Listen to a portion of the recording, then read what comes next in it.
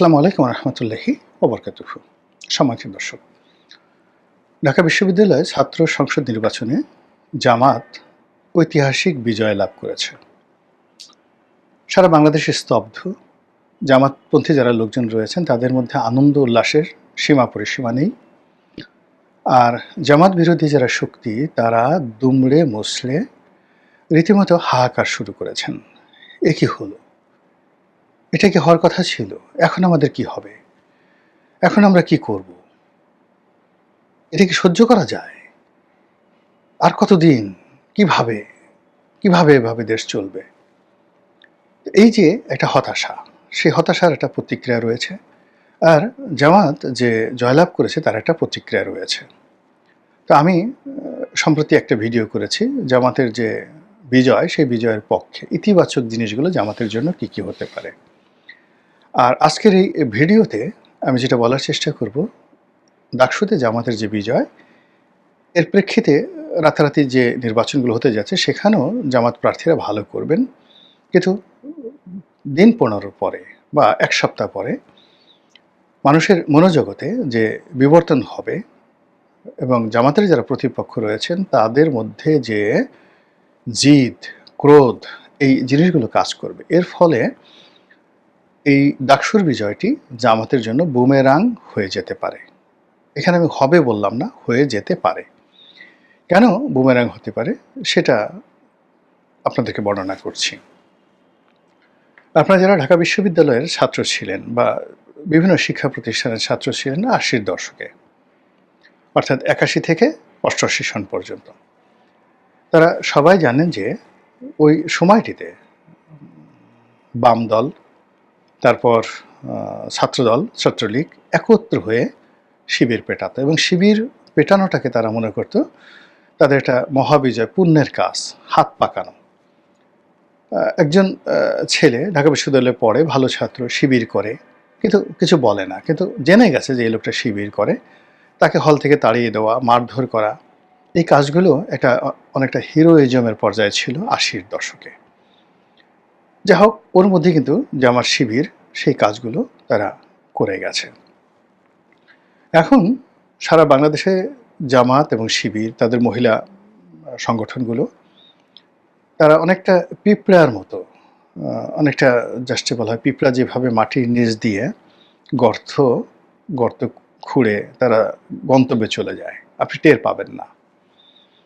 কিংবা দেখা গেল যে আপনার ঘরের মধ্যে সে বাসা বেঁধেছে, কিন্তু আপনি টের পাবেন না, পিঁপড়ার বাসা, খুব সহজে টের পাবেন না। তো ওইরকম মানে জামাত যখন সারা বাংলাদেশের কোথায় কোন অবস্থার মধ্যে আছে এটা এখনও আমরা টের পাচ্ছি না। আর প্রতিপক্ষ কখন তারা টের পায়নি। দ্বিতীয়ত হলো যেখানে বিএনপির মধ্যে একটা মনস্তাত্ত্বিক বিষয় রয়েছে, যেমন জাতীয় পার্টি এবং আওয়ামী লীগের ক্ষেত্রে যে মনস্তাত্ত্বিক বিষয় রয়েছে, আওয়ামী লীগ মনে করে যে তারা এই জাতীয় পার্টিকে বাঁচিয়ে রেখেছে, আওয়ামী লীগ না হলে জাতীয় পার্টি বাঁচত না। আর জাতীয় পার্টি মনে করে যে আমাদের যখন শাসন ক্ষমতা ছিল তখন তো আমরা মানে আওয়ামী লীগকে বাঁচিয়ে রেখেছি। 86 সনে আমরা আওয়ামী লীগকে যদি নির্বাচনে না আনতাম, টাকা পয়সা না দিতাম, তাহলে আওয়ামী লীগ তো আজকের এই পর্যায়ে আসতেই পারতো না।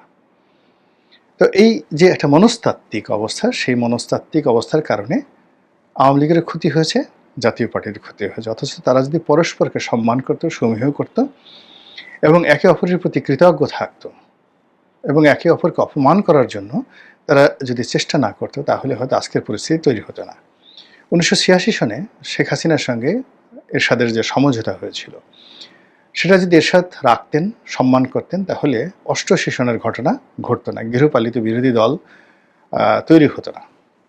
সেটা পার্লামেন্ট কন্টিনিউয়াসলি চলতে থাকতো এবং শেখ হাসিনার মতো একটা শক্তিশালী বিরোধী দল থাকলে বা বিরোধী দলীয় নেত্রী থাকলে সেখানে এরশাদের পতন অত তাড়াতাড়ি হতো না। এটা হলো বাস্তবতা। আবার এরশাদকে 2009 সন থেকে বা 8 সন থেকে যেভাবে জাতীয় পার্টিকে ওন করেছে বা যেভাবে হাসানুল হক ইনুকে ওন করেছে, রাশেদ খান মেননকে ওন করেছে, ওটা যদি তাদেরকে মর্যাদা সহকারে ওন করা হতো তাহলেও কিন্তু আওয়ামী লীগের অবস্থা এরকম হতো না। যেমন দেখা গেল মনিরুদ্দিন খান বাদলের সঙ্গে হাসানুল হক ইনুর যাকে বলা হয় গণ্ডগোল লাগিয়ে দেওয়া হলো। তারপরে হাসানুল হক মানে রাশেদ খান মেননের সঙ্গে ফজলে হোসেন বাদশার একটা দ্বন্দ্ব সংঘাত লাগিয়ে দেওয়া হলো। এরপর ফজলে হোসেন বাদশা বা মনিউদ্দিন খান বাদল তাদেরকে কোনো পুরস্কার দেওয়া হলো না, শুধুমাত্র তাদেরকে হাতের হিসেবে ব্যবহার করা হলো। ফলে এই লোকদের যে বিশাল রাজনীতির যে বর্ণাঢ্য ক্যারিয়ার পুরো ধ্বংস হয়ে গেল। তারা কোলাবোরেটর হয়ে গেলেন, তারা দলও হারালো, আওয়ামী লীগ থেকে কিছু পেল না। অন্যদিকে মনিউদ্দিন খান বাদল এবং ফজলে হোসেন বাদশার ভয় দেখিয়ে যেভাবে হাসানুল হক ইনু এবং রাশেদ খান মেননকে ছোট করতে করতে করতে করতে এমন অবস্থা নিয়ে গেল যে একসময় শেখ হাসিনা বললেন যে আপনারা তো সারা জীবন বাম রাজনীতি করেছেন, আল্লাহ খোদা বিশ্বাস করেন না, যান একটু মক্কা শরীফ থেকে হজ করে আসেন বা উমরা করে আসেন। এবং তারা সেই কাজ করে আসলো। এটি নিয়ে প্রচুর ঠাট্টা এবং মশকরা হলো। তো এইরকম যে ঘটনাগুলো তারা করেছেন, দিলীপ বড়ুয়ার সাথে করেছেন, মতিয়া চৌধুরীর সাথে করেছেন, সুরেন্দ্র সেনগুপ্তর সাথে করেছেন, তোফায়েল আমু, তারপর শেষে আব্দুর রাজ্জাক সাহেবের সঙ্গে করেছেন, এবং এরশাদ, জিএম কাদের, রওশন এরশাদ, বিদেশে এরশাদ, সবার সঙ্গে মানে একটা গৃহ বিবাদ তারা রীতিমতো লাগিয়ে রেখেছেন।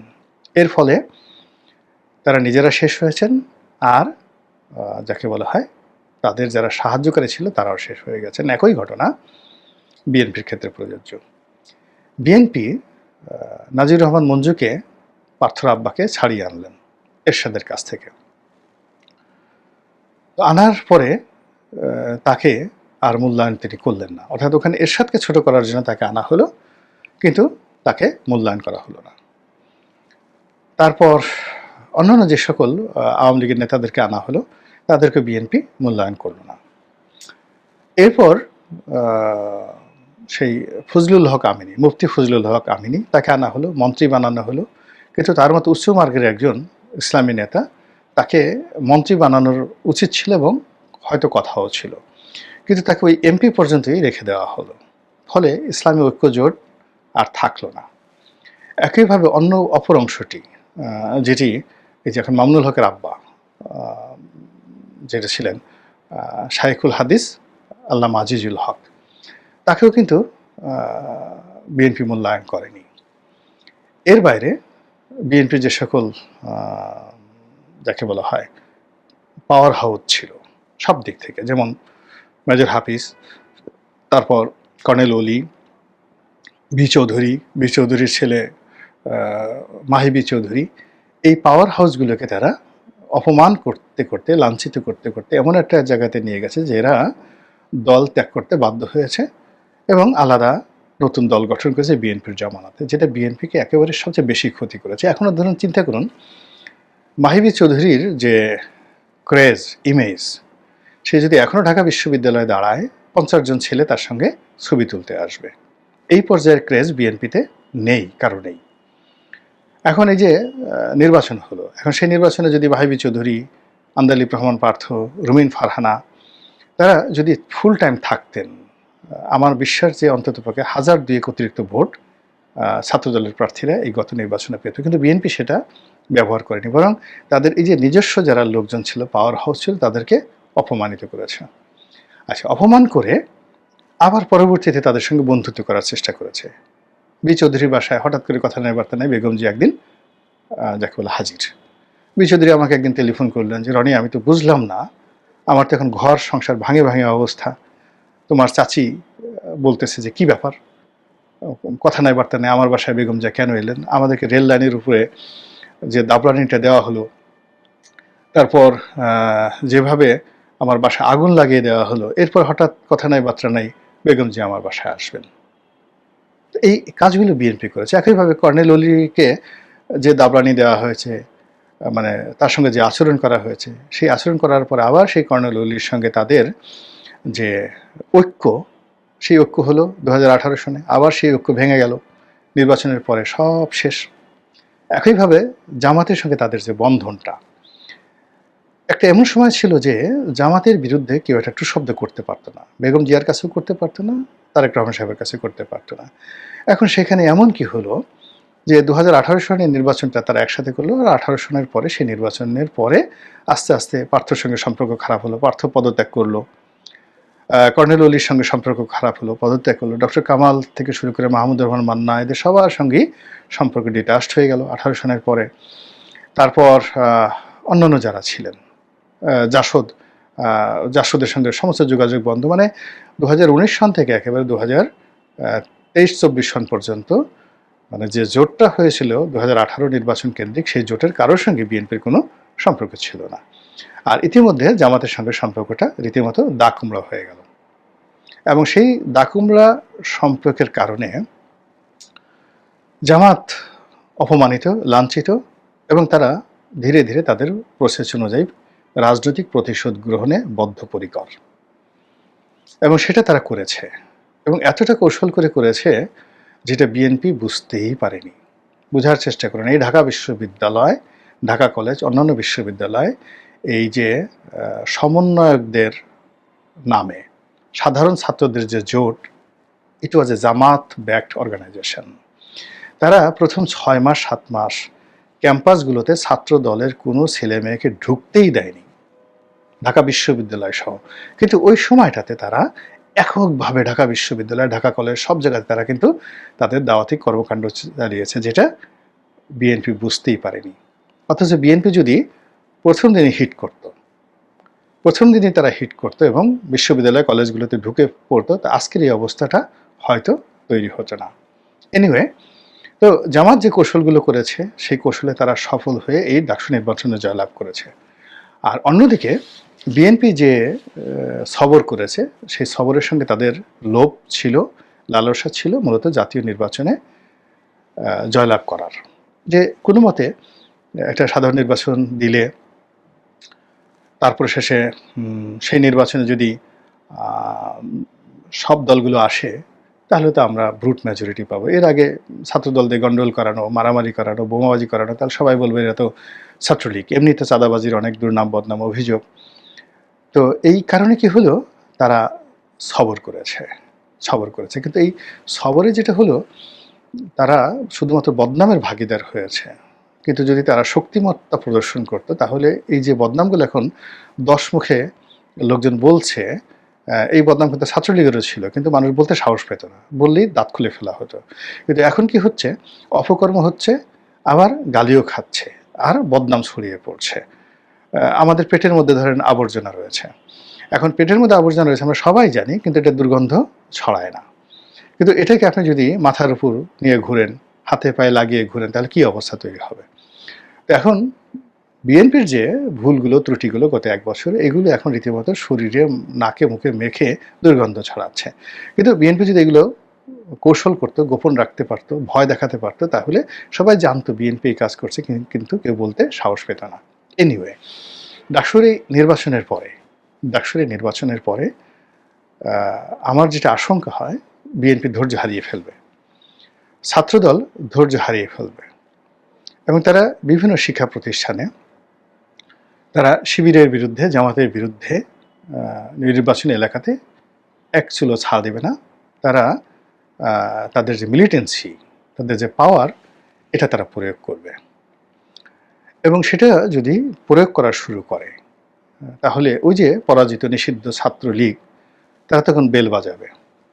একবার ছাত্র শিবিরের পক্ষে কাজ করবে, একবার ছাত্র দলের পক্ষে কাজ করবে, এবং পুরো প্রথমে শিক্ষা প্রতিষ্ঠানগুলো, সেখানে একটা সংঘাতময় পরিস্থিতি তারা তৈরি করে ফেলবে। আর পরবর্তীতে যে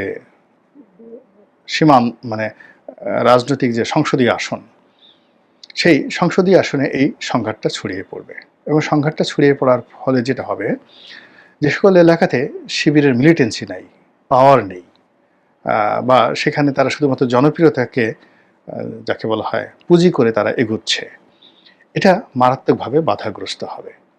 এখানে একটা ব্যাপার বোঝার চেষ্টা করেন, যে এই শিক্ষা প্রতিষ্ঠানগুলো যে শিবিরের এই কর্তৃত্ব বা এই বিজয়, এটার সঙ্গে তো জামাতের বিজয়ের পার্থক্য রয়েছে। এখানে শিবির তাদের মিলিটেন্সি পাওয়ার, মানে তাদের যে সামরিক শক্তি, তারা কিন্তু প্রয়োগ করার ক্ষমতা রাখে। রাজশাহী বিশ্ববিদ্যালয়, চট্টগ্রাম বিশ্ববিদ্যালয়, এমনকি এখন ঢাকা বিশ্ববিদ্যালয়। আপনি দেখেন, ঢাকা বিশ্ববিদ্যালয়ের ফল প্রকাশ করা নিয়ে যখন দেরি হচ্ছিল, তখন হাজার হাজার জামাত শিবিরের লোকজন ঢাকা বিশ্ববিদ্যালয়ের চারিদিকে যেভাবে ঘেরাও করেছিল, তার এগেনস্টে বিএনপিও কিন্তু লোক সমাবেশ করেছিল, কিন্তু সেটা জামাত শিবিরের মতো পারেনি। ফলে বিশ্ববিদ্যালয় কর্তৃপক্ষ যখন দেখলেন যে এখন ফল ঘোষণা করলে তারা নিরাপদ, তারা কিন্তু ঘোষণা করে দিয়েছেন। তো এটা শিবির যেভাবে ঢাকা বিশ্ববিদ্যালয় বা তাদের যেখানে যেখানে আছে সেভাবে পারছে। এটা পটুয়াখালী জেলা, বরিশাল জেলা, এমনকি চট্টগ্রাম মহানগর যে রাজনীতি, সিলেট মহানগর রাজনীতি, গাজীপুর, অন্যান্য এলাকাতে আসলে বিএনপি যদি এই তাদের যে মিলিটারি পাওয়ারটা, সামরিক শক্তিটা, পেশির শক্তিটা তারা ব্যবহার করে এবং ধৈর্য হারিয়ে ফেলে, তাহলে কিন্তু জামাত সেখানে টিকবে না। এবং যখন জামাত সেটা টিকবে না, যেটা শুরু হবে মূলত এই ডাকসু নির্বাচনে বিজয়ের এই উপলক্ষে কেন্দ্র করে। এই বিজয়ের ফলে বিএনপির যাকে বলা হয় ধৈর্যের বাঁধ ভেঙে গেছে, ছাত্রদলের ধৈর্যের বাঁধ ভেঙে গেছে, এবং এখানে অনেক কিছু ঘটার আমি আশঙ্কা করছি, যেটা বিএনপির শীর্ষ নেতৃত্ব, এমনকি জামাতের শীর্ষ নেতৃত্ব চাইলেও এটা দমন করতে পারবে না। ইতিপূর্বে বুয়েটে যেখানে শিবিরের একছত্র আধিপত্য রয়েছে, সেখান থেকে তারেক রহমান সাহেবকে অকথ্য ভাষায় গালাগাল দেওয়া হয়েছে। আবার দেখা গেল যে ওইভাবে গালাগাল না দেওয়া হলেও ডাকসুতে ফলাফল যখন একেবারে চূড়ান্ত পর্যায়ে, তখনও কিন্তু হাজার হাজার শিবিরের যারা নেতাকর্মী, তারা মিছিল করে তারেক রহমান সাহেবকে, লন্ডনকে কটাক্ষ করে যে সকল স্লোগান দিয়েছেন, সেই স্লোগান কিন্তু থেমে থাকবে না। কাজেই সাধু সাবধান। আমরা যারা সাধারণ আমজনতা, আমরা আতঙ্কগ্রস্ত হতে চাই না। আমরা একটা সুন্দর বাংলাদেশ বিনির্মাণে সকল পক্ষের সাহায্য, সহযোগিতা এবং ধৈর্য কামনা করি। আল্লাহ আমাদের সবাইকে হেদায়েত দান করুন।